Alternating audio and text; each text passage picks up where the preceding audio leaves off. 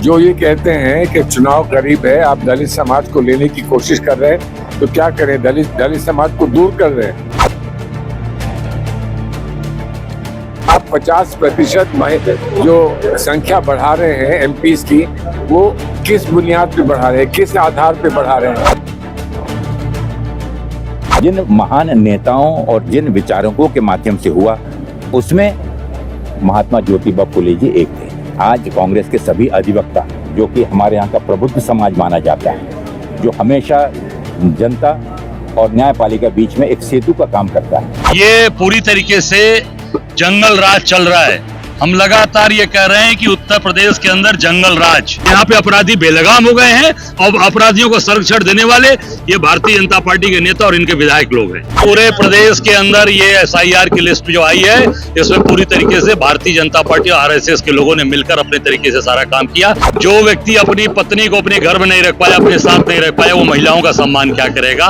नमस्कार, मैं कीर्ति और आप देख रहे हैं इन न्यूज। इस समय मैं मौजूद हूँ लखनऊ के इंदिरा गांधी प्रेक्षागृह में, जहां पर कांग्रेस की तरफ से महात्मा ज्योतिबा फुले की जयंती पर एक बड़ा और भव्य कार्यक्रम जो है वो आयोजित किया गया है, जहां पर तमाम अधिवक्ता जो है वो मौजूद है। सम्मेलन है, उसके साथ उनके सम्मान का कार्यक्रम जो है वो भी आयोजित किया गया है। इस बड़े कार्यक्रम में कांग्रेस के तमाम बड़े नेता जो है वो मौजूद रहे, जिन्होंने ज्योतिबा भाई फुले की जो जन्मगाथा रही है उसके बारे में बताया। साथ ही जिस तरह से देश को आगे बढ़ाने के लिए, समाज में महिलाओं के लिए जो काम उन्होंने किए हैं उसके बारे में तमाम लोगों को जानकारी दी। साथ ही उन्होंने बीजेपी और वर्तमान सरकार पर हमला भी बोला। उनका कहना है कि आज की सरकार महिलाओं को केवल राजनीति के परिप्रेक्ष्य में ही देखती है। आज के समय में अगर अधिवक्ता समाज है तो वो केवल वोट की राजनीति के लिए रह गया है, भारतीय जनता पार्टी के लिए। इस दौरान हमारे साथ कांग्रेस के तमाम नेता मौजूद रहे, अजय राय मौजूद रहे, जिनसे हमने बात की और जाना कि इस पूरे कार्यक्रम को लेकर के उनका क्या कुछ कहना है, साथ ही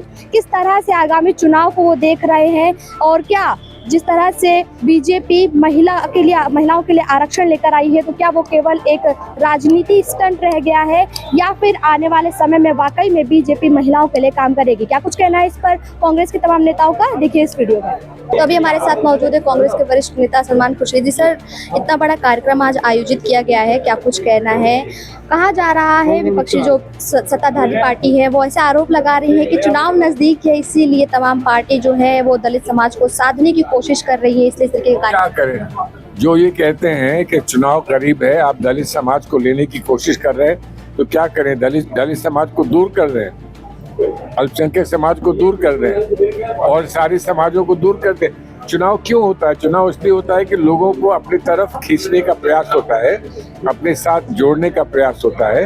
अब आप सच्चे मन से जोड़ें या झूठे मन से जोड़ें, इसका निर्णय जो है चुनाव करता है।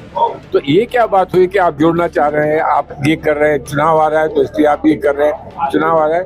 तो जब चुनाव आता है तो काम तो बढ़ा देना पड़ता है, अपनी मेहनत बढ़ानी पड़ती है, उसमें क्या किसी को शिकायत हो सकती है? जिस तरह से महिलाओं को आरक्षण देने की बात कर रहे हैं प्रधानमंत्री नरेंद्र मोदी और बहुत पुरजोर तरीके से महिलाओं को सशक्त बनाने की राह में कार्य कर रहे हैं, तो क्या लगता है आपको कि ये वाकई में महिलाओं को आगे बढ़ाने की दिशा में कार्य है, केवल राजनीति है? इसको बहुत आसानी से आप टेस्ट कर सकते हैं। महिलाओं को आरक्षण हम दे चुके हैं।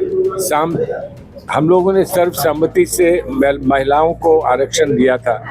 उसको कितने 6 साल हो गए, कितने वर्ष हो गए, उस आरक्षण को ये क्यों नहीं लागू करते हैं? बड़ा सवाल है। अब ये कहते हैं कि हम सीटें बढ़ाएंगे और लागू करेंगे, तो सीटें बढ़ाएंगे और लागू करेंगे ताकि कोई कानूनी गलती कर दें और कानूनी गलती की वजह से उस पर रोक लग जाए। आज जितनी सीटें हैं उतनी सीटों में आरक्षण महिलाओं का क्यों नहीं लागू करते, ये बात समझ में नहीं आ रही। वो कह रहे हैं कि हम बिल ले आए हैं, अब तो ये विपक्षी पार्टियों पर है कि वो इसे पास होने देते हैं नहीं तो बिल ये भी लाए कि हम 10,000 एमपीज बनाएंगे, हम उसको भी पास कर दें। हम ये पूछ रहे हैं कि आप 50% जो संख्या बढ़ा रहे हैं एमपीज की, वो किस बुनियाद पे बढ़ा रहे हैं, किस आधार पे बढ़ा रहे हैं? आपने ना डिलिमिटेशन कराया, ना सेंसस कराया। और अगर आप पिछड़े वर्ग की महिलाओं को आरक्षण देंगे तो किस आधार पे देंगे? अगर आप कास्ट सेंसस नहीं करेंगे तो किस आधार पे देंगे? ये हमारे सवाल हैं। कहने को तो कुछ भी कह सकते हैं। पुरानी जनसंख्या गणना जो की गई थी उसी हिसाब से करेंगे। क्यों पुरानी जनसंख्या पे क्यों जा रहे हैं हम लोग? जो भी सेंसस हुआ था 2011 में, हम उसमें क्यों जा रहे हैं? ये कौन सा वर्ष है? हम 2026 पर पहुंच गए हैं, तो हम उतनी पुरानी जनगणना पर क्यों जा रहे हैं? एक सवाल है ना, इसको उनको बताना चाहिए। अगर जनगणना कर ले, डिलिमिटेशन कर ले, तो एक आधार बन जाएगा सीटें बढ़ाने का और आरक्षण देने का। हम कह रहे हैं कि वो आप क्यों नहीं करते हो? और अगर वो नहीं कर सकते हो और नहीं करना चाह रहे हो, तो जो अभी संख्या है उसमें महिलाओं को जो आरक्षण देना है वो दे दीजिए। वो हम तो कानून बना चुके हैं। SIR की जो आखिरी लिस्ट थी वो जारी कर दी गई, जिसमें उत्तर प्रदेश के अंदर ही 2 करोड़ से ज्यादा लोगों के नाम काट दिए। अब SIR पे FIR करना पड़ेगा। हमारे पास समय है, और प्रांतों में समय नहीं था। जैसे SIR हुआ, फौरन से इलेक्शन हो गए। हमारे पास अभी समय है उत्तर प्रदेश में। तो आज जो सारे यहाँ पर सारे अधिवक्तागण आए हैं, आज हम लोग संकल्प लेके जाएं कि SIR में जो त्रुटियां हैं उनको हम जाकर जांच करके निकालें और उस पर कार्रवाई करें। ऐसा मैं समझता हूं, हमको एक मौका मिल जाएगा, हम लोग करेंगे। महात्मा फुले जी का आज ये कार्यक्रम, ये मुझे लगता है कि एक नई चेतना, एक नई ऊर्जा लेकर सामाजिक समरसता और समाज के बीच में एक भाईचारा, और मुझे साथ ही साथ हमारी जो गंगा जमनी तहजीब है, जो हम भूलते जा रहे हैं, जिसे हम तार कर रहे हैं रोज इस प्रदेश के मुख्यमंत्री के वक्तव्यों के द्वारा, इस देश के प्रधानमंत्री के द्वारा, इस देश के गृह मंत्री के द्वारा। आज आवश्यकता है हमें भाईचारे में, प्रेम से, भाव से एक दूसरे के साथ मिलकर रहने का, क्योंकि आने वाले दिनों में संघर्ष जिस ताकतों के साथ हमें करना है, वहाँ पर मात्र हर चीज़ का राजनीतिकरण करने से ये कार्य नहीं होगा।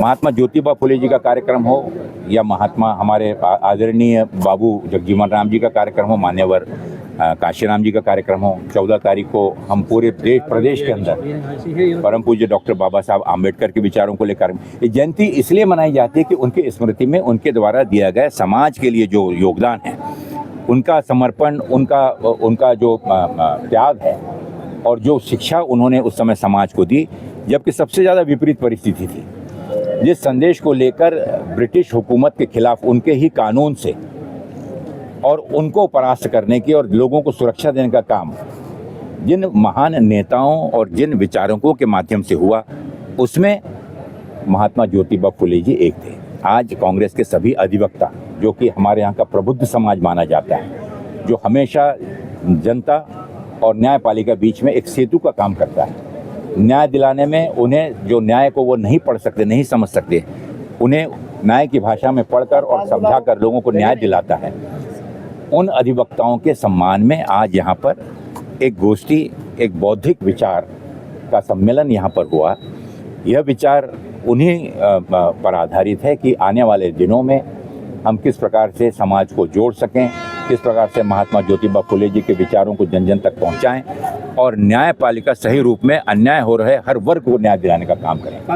पाकिस्तान ने जो है अपना हक मान लिया है और हिंदुस्तान यही कहता है कि मैं सबसे आगे हूँ। क्या लगता है सर? मुझे लगता है कि ये दुर्भाग्य है हिंदुस्तान मोदी जी के खिलाफ आपको बोलने की। अरे आप बताएंगे पूछने के लिए। हिंदुस्तान आप बता दीजिएगा करके। हिंदुस्तान के लिए एक सही मौका था, हिंदुस्तान सबसे उपयुक्त होता इस मध्यस्थता में भाग लेकर, अगर इस शांति प्रस्ताव को लेकर आगे बढ़ता। तो पाकिस्तान में हो रहे इस समझौते का हम सब स्वागत भी करते हैं, लेकिन विश्वास करते हैं कि पूरी ईमानदारी के साथ में उसमें जुड़े हुए, चाहे अमेरिका हो, ईरान हो, इराक हो, अन्य हमारे जो भी एशियाई देश हैं, वो ईमानदारी से भाग लें, क्योंकि युद्ध से कभी भी किसी का भला हुआ नहीं। गरीब और निर्बल का ही इसमें नुकसान हुआ है, देश का नुकसान हुआ है, हमारी पीढ़ी का नुकसान हुआ है। तो हमेशा भारत शांतिप्रिय रहा है, कांग्रेस ने हमेशा शांति का ही संदेश दिया है, और इसमें अगर